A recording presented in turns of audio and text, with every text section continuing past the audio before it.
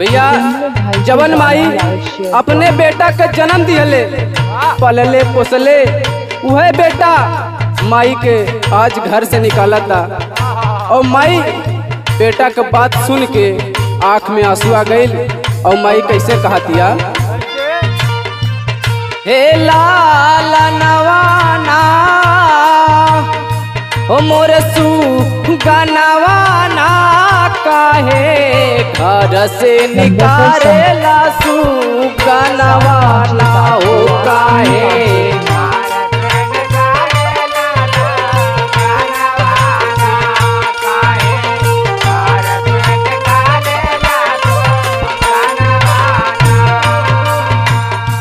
अपना माई के घर से भगावत बड़ा लाल।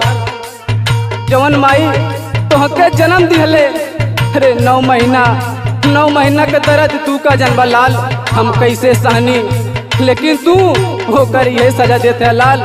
लाल सुना ई है पाप महतारी दिहले जग में उतारी, ई है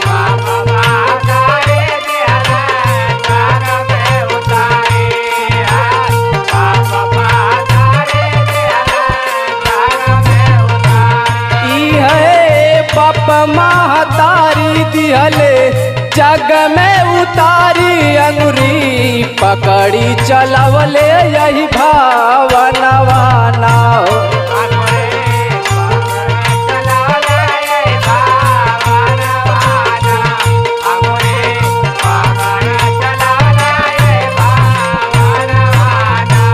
काहे घर से निकारे लाला नवाना हो काहे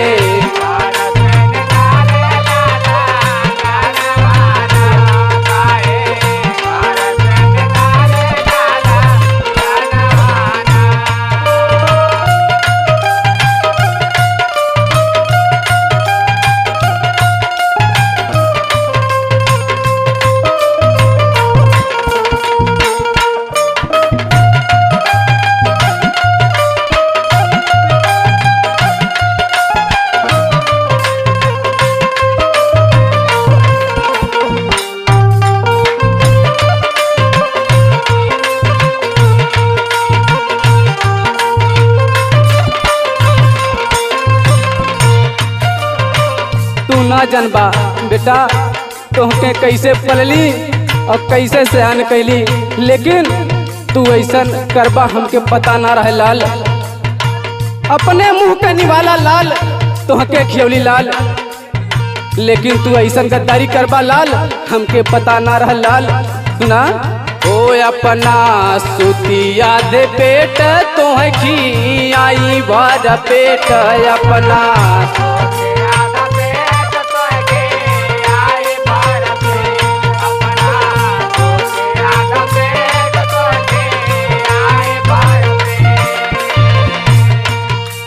इतनी बड़ी गलती करता है लाल, एकर सजा तुम्हें जरूर मिली लाल। सुना हो अपना सुतिया दे पेट तोखी आई भर पेट कवन कमी कैली अपने भोजनवाना हो कवन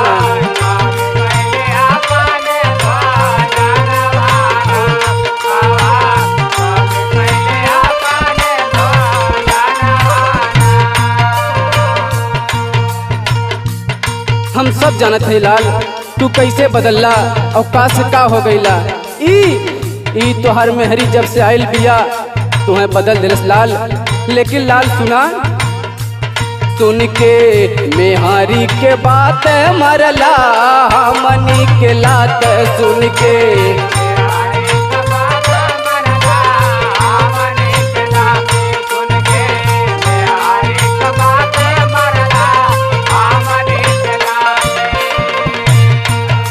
बेटा सुना सुन के मेहरी के बात मरला हमनी के लात संतोष चंदन गावे माई के भाजनवाना हो संतोष